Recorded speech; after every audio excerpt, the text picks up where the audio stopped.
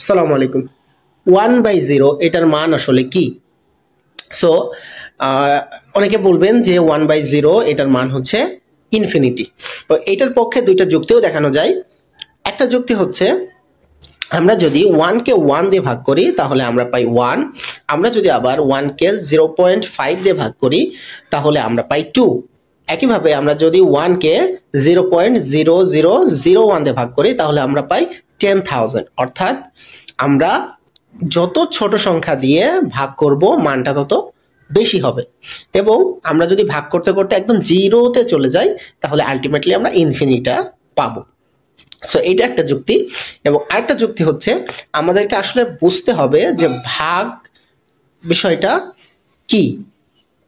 So ভাগের একটা ভিডিওতে আমরা বলেছিলাম যে multiplication is the short form of addition, ঠিক একইভাবে division is the short form of subtraction, অর্থাৎ ভাগটা হচ্ছে বিয়োগের সংক্ষিপ্ত রূপ। সো আমরা যদি 12/4 বলি, এর মানে আসলে কি?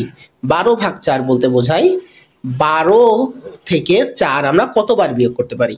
সো 12/4 এটা হচ্ছে 12 থেকে 4 কতবার বিয়োগ করা যায়।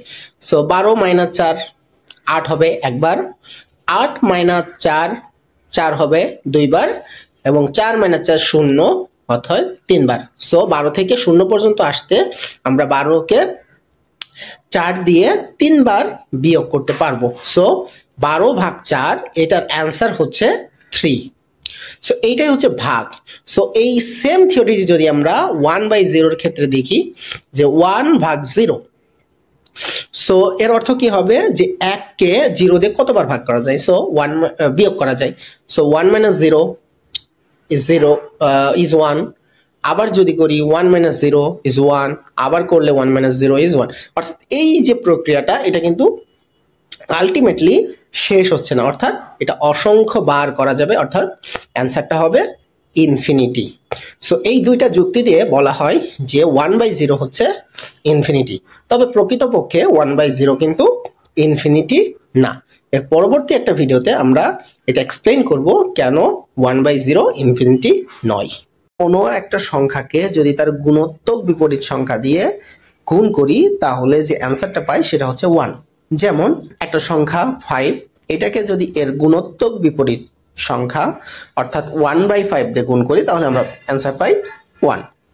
একইভাবে ধরি 7, সো 7 ইন্টু এর গুণোত্তক বিপরীত যে সংখ্যাটা সেটা হচ্ছে 1/7। সো এটাকেও গুণ করলে আমরা পাই 7 অ্যান্সার। আবার যদি আমরা 2 কে এর গুণোত্তক বিপরীত সংখ্যা দিয়ে গুণ করি, 2 ইন্টু 1/2, 2 কেটে যাবে, থাকবে 1। অর্থাৎ এটা সকল সংখ্যার ক্ষেত্রে সমান হয় যে কোন একটা সংখ্যাকে আমরা যদি তার গুণোত্তক বিপরীত সংখ্যা দিয়ে গুণ করি তাহলে আমরা 1 পাই। এখন আমরা দেখব যে এটা আসলে জিরোর ক্ষেত্রে হয় কিনা। তো আমরা যদি একটা সংখ্যা নিই 0, তাহলে এর গুণোত্তক বিপরীত সংখ্যাটা কি হবে? 1/0। সো 1/0 এইটাকে যদি আমরা ধরে নিই যে এটা ইনফিনিটি হয়, আমরা আগের ভিডিওতে যুক্তি দেখেছি। সো 0 ইন্টু ইনফিনিটি, তার মানে অ্যান্সার 0। ওকে, সো আমাদের আগের থিওরিটা কিন্তু এই ক্ষেত্রে কি হয়ে যাচ্ছে? ক্যান্সেল হয়ে যাচ্ছে। অর্থাৎ 1/0 এই নাম্বারটা আসলে এক্সিস্টই করে না। ওকে, সো এই কারণে 1/0 কখনোই ইনফিনিটি হবে না। এখন আমরা ধরে নিই যে 1/0 ইকুয়ালস টু ইনফিনিটি। সো এইটাকে যদি আমরা নিচে যে আর গুণ করে দিই তাহলে আসবে হচ্ছে 0 ইন্টু ইনফিনিটি সমান হচ্ছে 1। সো 0 ইন্টু ইনফিনিটি সমান 1 আসলো। এখন আমরা তাহলে এই তত্ত্বের উপর ভিত্তি করে 0 প্লাস ইন্টু ইনফিনিটি এবং 0 প্লাস 0 ইন্টু ইনফিনিটি এটা 2 হবে, কারণ 0 ইন্টু ইনফিনিটি হচ্ছে 1।